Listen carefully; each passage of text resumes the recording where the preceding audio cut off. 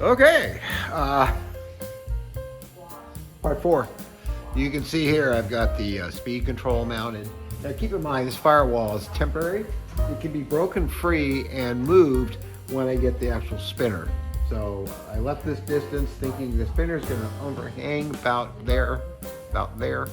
And so yeah, but everything's going in place the way it should. This is where the battery is going to be. And this is very snug here, and it'll get lots of cooling. And I do believe that this fits right over without any issue. It does. Boy, you can see all the cooling that's going to get. My goodness, this is great. The engine too, or engine, whatever. So what I'm going to do next is, since I found the instructions, and most of the stuff I'm going to blow off, but this is where the servo tray is. Now the third one's for a throttle for a gas motor. We don't have that because we're electric, and the throttle is built into the ESC, the electronic speed control, Elliot. Yeah, see? So, and that goes into throttle the receiver, which is mounted here and removable, very easy to get to.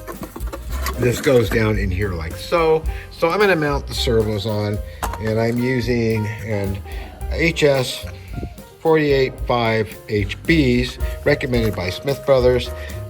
These are non-digital. They're just analog servos. They're big, heavy-duty servos. They don't cost $120 a piece. You don't need to do that in an airplane like this. I mean, you're welcome to use very expensive digital servos and spend $100 a servo, but when you have 8 of them or so on the plane, you're better off with that price. That's right. So, because these are, God, they're so torquey. It's more than I'll ever need in a 7-pound plane. So I'm going to hog this out and get these mounted, then glue this in position.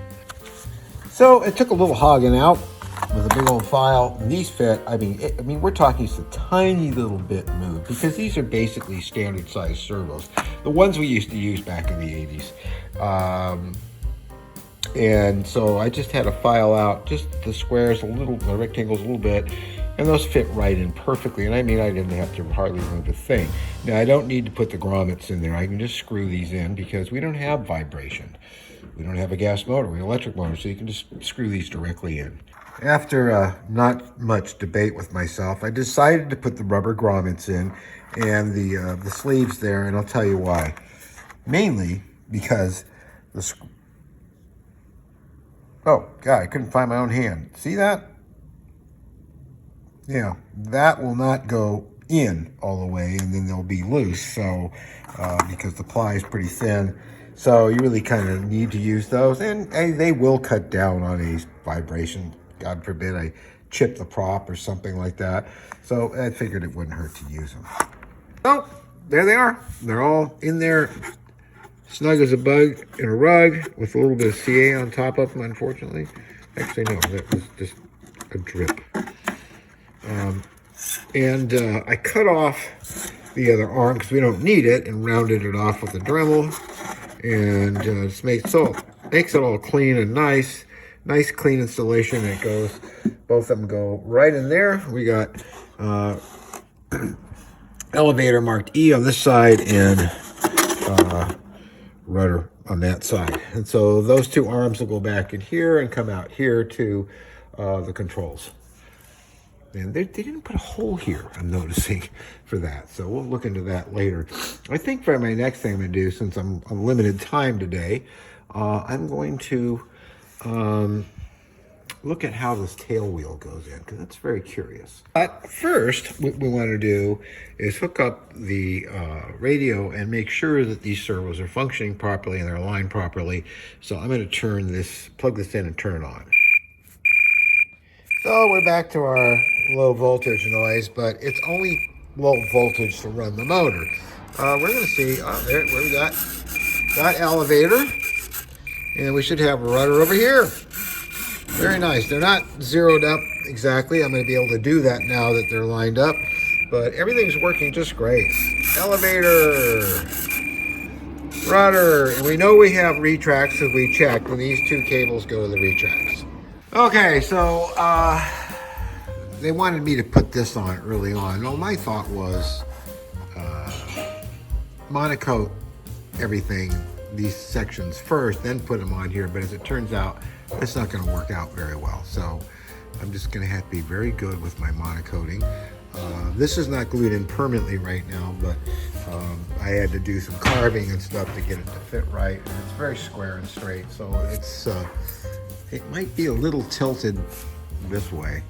I will have to check it later. It's Friday because tomorrow's holiday. I won't be here, I don't think. Yes, I am going to be here actually. No, it's just leaning.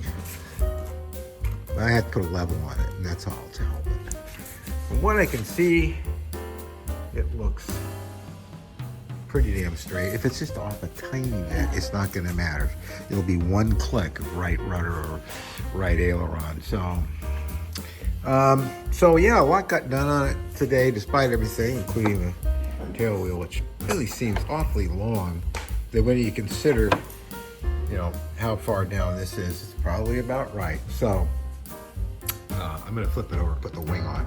Okay, I just stuck the wing on, I just taped it up so I could see, you know, how that tail wheel is back there. And you can see that it, you know, yeah, once the belly scoops on and everything, it's about the right height. It just looks so big to me, but gear look about the right height. You know, it's a sports scale airplane, but it's looking really good. I got a lot done on it for only being here a couple hours today.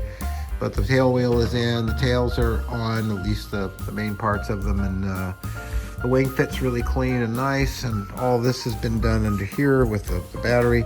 As it turns out, without the battery in it, it's balancing about correctly right now. So maybe I have to move the battery back further, which is surprising because the electric motor is a lot lighter. But we'll see, because once I get the tail on, and the control rod's going back to the tail, that may all change. And well, you can see, but I have plenty of room to move the battery, so it's not a problem.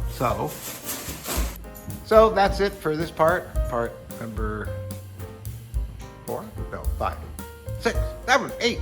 The door number 1's flat out. Okay, we'll see you Friday.